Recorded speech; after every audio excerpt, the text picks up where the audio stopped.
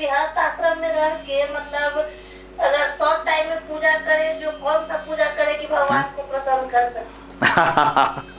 गृहस्थी जो जीवन है सर्वश्रेष्ठ है। भगवान राम ने स्वयं गृहस्थी को अपनाया था, भगवान श्री कृष्ण ने स्वयं गृहस्थी को अपनाया था।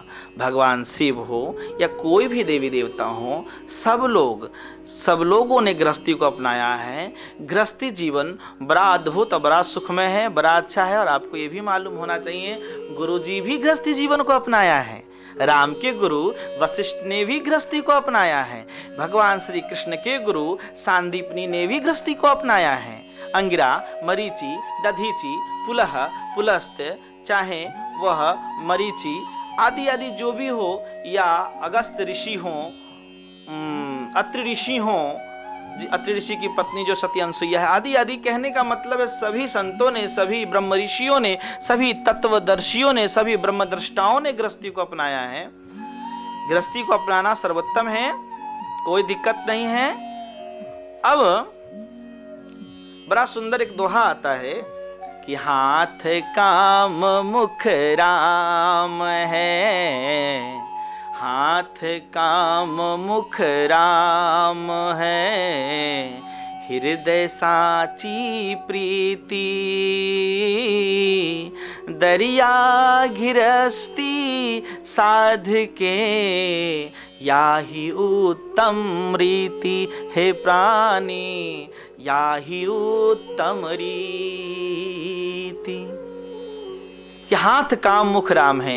एक तो हर अवस्था में भगवान नाम का चिंतन करते रहे, अथवा परोपकार की चिंतन करे, या वेदों और पुराणों और उपनिषदों का जो कोई सूत्र हो, चौपाई हो, परोपकार से युक्त हो, उनको रटते रहे, मन को पवित्र रखे। इसलिए कि ये जो ब्रह्मांड है, ये हमारा मनुष्य शरीर, ये ओम के उच्चारण से या पवित्र नामों से ही ये फ्रेश होता है, ठीक होता है ना।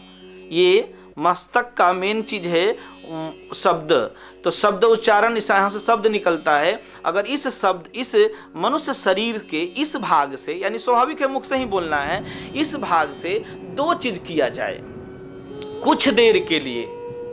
आप जो बोल रहे हैं खुशबू, अब वही बात आ रही है कि इस भाग से, यानी कि रीढ़ की हड्डी को सीधा करके बैठें, और सबसे पहले तो सुबह सुबह जरूर करें। सुबह सुबह आपने ये ना पूछा किस समय करे, क्या करे गृहस्थी जीवन में, है ना। तो सबसे पहले सुबह सुबह गृहस्थी, हमने गृहस्थी की बहुत सारी बातें आपको बताई। तो सुबह सुबह आपको कल की सत्र में अगर जुड़ी हो तो हमने ये भी बताया था कि सूर्य जब प्रथम बेला में हमारे भारत में या हमारे पृथ्वी पर जब आता है, जब हम लोगों को मिलता है, तो उस समय पर्याप्त मात्रा में परमात्मा का अलौकिक तत्व मेरे पास आता है, जिसे हम कहते हैं प्राण, ऊर्जा, ऑक्सीजन। क्या कहते हैं? प्राण, ऊर्जा, ऑक्सीजन। तो उस समय इतनी मात्रा में आती है कि व्यक्ति अगर उस समय माने कुछ न करे, केवल उठ कर बैठ जाए, अपने बिछावन पर भी उठ के बैठ जाए तो अति उत्तम। अगर उससे ज्यादा अगर समझता है तो फ्रेश हो करके, शौचादि से निवृत्त हो करके और फिर ध्यान पे बैठे। अगर स्नान करके बैठे तो अति उत्तम। काल परिस्थिति शरीर को देखते हुए करे, ऐसा नहीं ज्यादा ठंडी में स्नान करके गठिया साइटिका की बीमारी नहीं अपना लीजिएगा, है ना। यानी कि कहने का मतलब है काल परिस्थिति को देखते हुए फ्रेश हो करके, ठंडा भी ना लगे, अभी तो ठंडा का मौसम है, इसीलिए अपने कान उनको बंद करके बढ़िया से अपने चादर स्वेटर जो भी हो करके, और केवल जरूरत है लंबी सांस लेना और सांसें छोड़ना। उस समय जो आपके अंदर परमात्मा की जो अलौकिक प्राण के साथ साथ आपकी आत्मा की जो प्रकाश जगेगी ना, तो आपको अनुभूति होने लगेगा कि ब्रह्म होता क्या है, गुरुजी ने कहा क्या था। और इसे थोड़ा अगर बाह्य जगत से देखा जाए तो आपको बता दें, उस समय हमारी संपूर्ण पर्यावरण शांत रहती है, गाड़ी घोड़ा भी नहीं चलता है ना ज्यादा उस समय सुबह सुबह, तो पर्यावरण बहुत शुद्ध रहती है, प्राण की मात्रा और अच्छी रहती है, अद्भुत रहती है, ऑक्सीजन की मात्रा। उसके बाद क्या होता है कि आपको जब हम सोते हैं, अगर गौर से समझिएगा, ये खास बात है, उस समय अगर ब्रह्म बेला में, ब्रह्म मुहूर्त की बेला में, यानी सूर्योदय से अगर आधे 1 घंटा पहले भी, अगर 15 मिनट भी पहले उठकर करते हैं तो बड़ा सुंदर है, वो ब्रह्म मुहूर्त की बेला है। अगर आप उस समय सोते हैं, अगर ऐसा करते हैं तो बड़ा आपके साथ माने अच्छा नहीं होगा।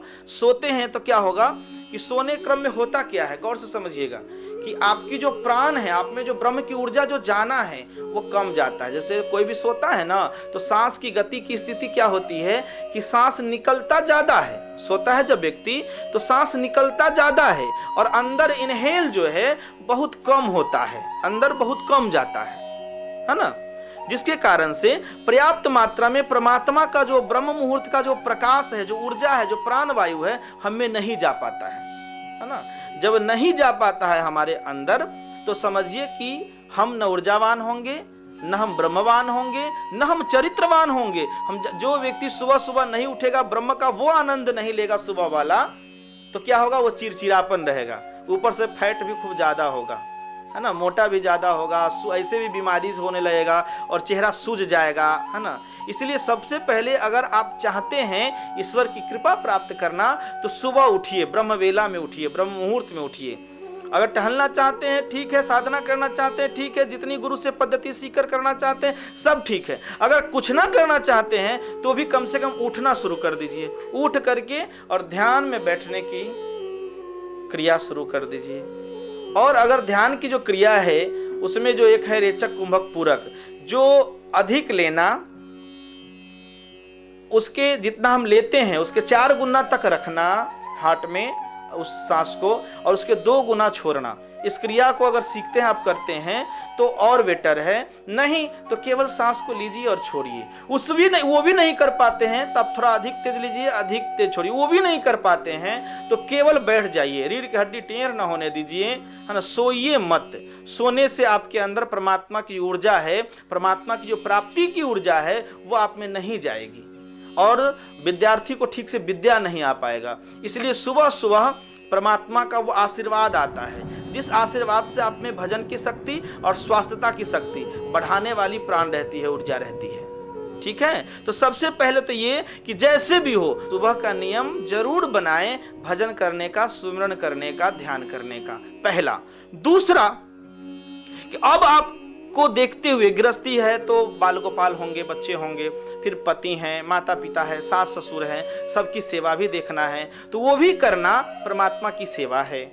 तो वो सब करते हुए फिर आपको अब जिस समय मिलता है उस समय अगर आप ध्यान सुमिरन करती है तो और बेटर है। एक तो ये 2 क्रिया हो गई। तीसरी क्रिया और आध्यात्मिक थोड़ा ये भी बता देते हैं, जब बात पर ही बात चल रही है, तो मनुष्य के शरीर में 72,000 जो नस नाड़ियां है उसमें 3 नाड़ी प्रधान है। क्या? इंगला, पिंगला, सुषुम्ना। क्या है? इंगला, पिंगला, सुषुम्ना। और इस तीनों को समझ करके जब हम अपने को सुषुम्ना अवस्था में ले जाए, जिस समय भी हमें साधना करना हो, सुमिरन करना हो, ईश्वर की प्राप्ति करना हो, अनुभव करना हो, उस समय हमें सुषुम्ना नाड़ी में प्रवेश करना है। किस नाड़ी में? अब देखा जाए सुषुम्ना नाड़ी कहते किसे हैं? 72,000 नस नाड़ियों में ये 3 नाड़ी प्रधान है। ये जो हमारा दाहिना स्वर जो चलता है नाक का, है ना, इसे पिंगला नाड़ी कहते हैं। अब बायां स्वर जो चलता है उसे इंगला नाड़ी कहते हैं, है ना। और दोनों जब समान चलने लगे तो इसे सुषुम्ना नाड़ी कहते हैं। इसकी क्रिया भी है, हम जब चाहे अपने मन से तो इसे सुषुम्ना बना सकते हैं, और जब चाहे तो हम इसे इंगला बना सकते हैं, जब चाहे तो पिंगला बना सकते हैं। एक ये भी क्रिया है जो गुरु से सीखना पड़ेगा, समझना पड़ेगा।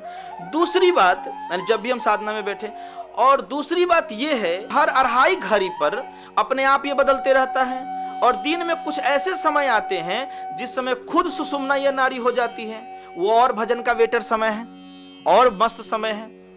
और जब सुबह सुबह जब बैठा जाता है तो गुरु से जब क्रिया सीख लेते हैं तो हम उस समय भी अपने सांस को सुषुम्ना बना लेते हैं।